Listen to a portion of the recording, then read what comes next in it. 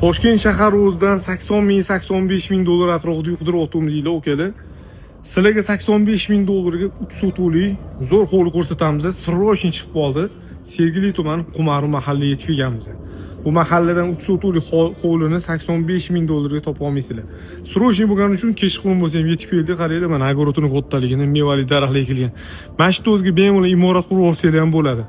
Uy mana oldi taraflari navis qilib yopilgan. Bu tarafda asosiy binomiz tushgan bo'ladi. Svet suv gazidan muammo yo'q. Uy tagida bitta xonadagi podvol qilingan. Yo'ligini o'ziga bemalol 3-4 ta mashina qo'ysanglar bo'ladi. Ana endi uy ichini kirib ko'rib chiqamiz. Birinchi bo'lib yerto'ladan boshlaymiz. Bitta xonadagi yerto'la qilingan, ko'ryapsizlar, kattagina do'xtontini kotyoli qo'yilgan, to'pli qo'lda radiatorda isiydi. Uy ichiga kiradigan bo'lsak, keyin koridordan kirib boramiz. Uyda ota-ona xohlash yashayotgan, yolg'iz o'zlari juda ham zo'r holatda onalari tiniq turibdi. O'ng qo'limizda 15 kishilik zalni ko'ramiz.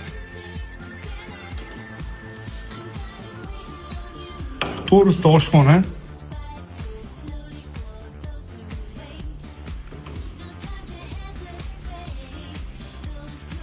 Keyin xonamiz spalni, kattalik mo'ljallangan.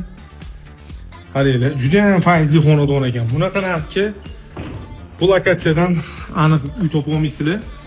Bu tarafda koridor oxirisida sanuzel xona, yonida отдельный hojatxona, разделный qilingan. O'ng qo'limizda bo'lsa bitta yotoqxona joylashgan. Bolalarga yotoqxona qilib bersanglar bo'ladi. Ana endi ko'cha tarafdan kirib, chiqib lokatsiyani ko'rsatib beraman. Atrofida hammasi mana shu yangi uchastkalar.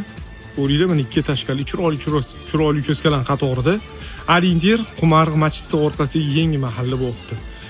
Qiziq bo'lgan bo'lsa, video tagida raqamlarga aloqa qilib ko'rasizlar, kelishadigan joyi bor.